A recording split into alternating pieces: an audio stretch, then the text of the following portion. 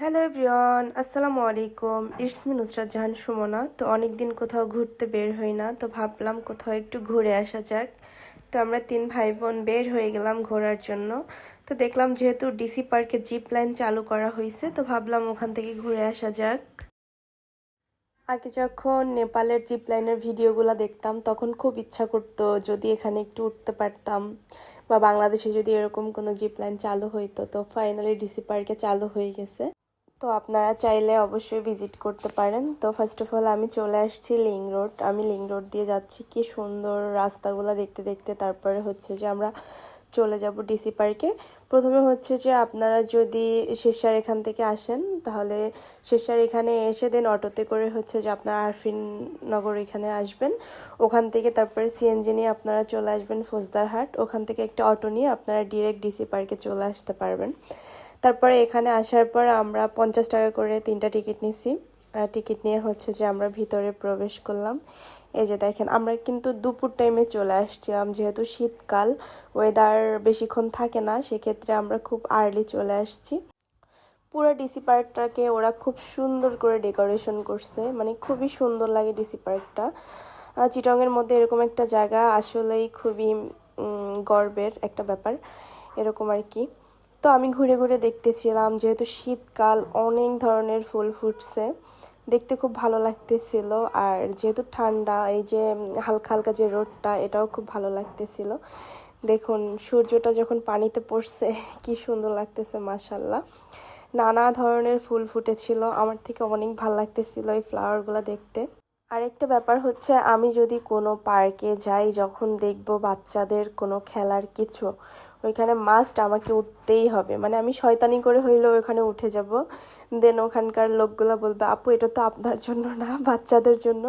একটু লজ্জা পেয়ে উঠে যাব। আবার ঠিক কিছু কোনো ইচ্ছার মতো ঠিকই আমি ওইগুলা নিয়ে, মানে কি, যে কোনো খেলনা বা কোনো একটা কিছু ওইগুলাই মানে করার জন্য দৌড় মারবো। এটা হচ্ছে আমার খুব বাজে একটা অভ্যাস, বাট আমি ব্যাপারটাকে খুব বেশি এনজয় করি। দেখেন এই ইয়েগুলো কিন্তু ছোট বাচ্চাদের ছিল, বাট এগুলা নিয়ে আমি খেলা করা শুরু করে দিছি বাচ্চাদের মতো। তো আমার মতো এরকম ছেঁচড়া অভ্যাস কার কার আছে অবশ্যই কমেন্ট করে জানাবেন।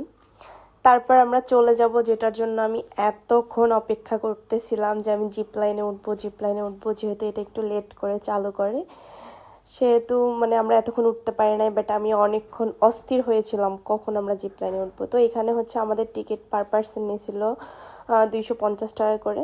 তারপর এই যে আমরা দুইজন করে উঠে যাচ্ছি জিপ লাইনের উপরে।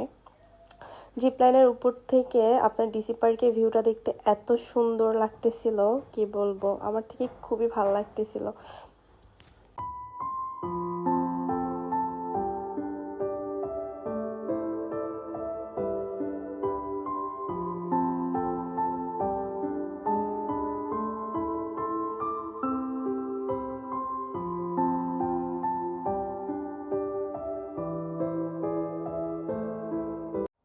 তারপর এই যে সেই কাঙ্ক্ষিত সময়, আমার বোনের ইয়া ঠিক করে দিচ্ছে উনি। তারপর হচ্ছে যে আমি আবার একটু বাহিরের ভিউটা সবাইকে দেখাই দিচ্ছি, দেখেন কি সুন্দর, মাশাল্লাহ। এই যে এবার আমার বোনকে হেলমেট পরাই দিচ্ছে। আসলে ওনারা কিন্তু খুবই সেফটি এখানে ইউজ করতেছে, মানে খুবই সেফটি দিচ্ছে ওনারা। তারপর এই যে ও খুব এক্সাইটেড, বাট আমি ওকে বারবার বুঝাইতেছিলাম, ভয় পাইও না, ভয়ের কিছুই নাই এখানে। মানে ওকে আমি প্রচুর পরিমাণ সান্ত্বনা দিচ্ছিলাম, যেহেতু ছোট, যদিও ভয় পায়। তো এই যে লেটস সি, মানে আমিও প্রচুর এক্সাইটেড ওর সাথে সাথে।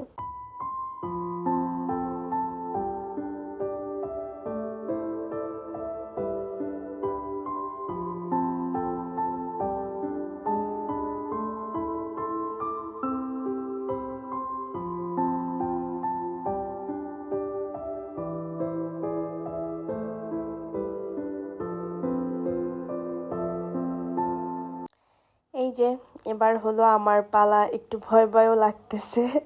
আসলে আমি আমার বোনকে ঠিকই সান্ত্বনা দিচ্ছি, বাট আমার থেকে ভয় লাগতেছে। বাট তারপরও মনে সাহস নিয়ে, যেহেতু আমার অনেক শখ ছিল, তাই উঠে গেলাম।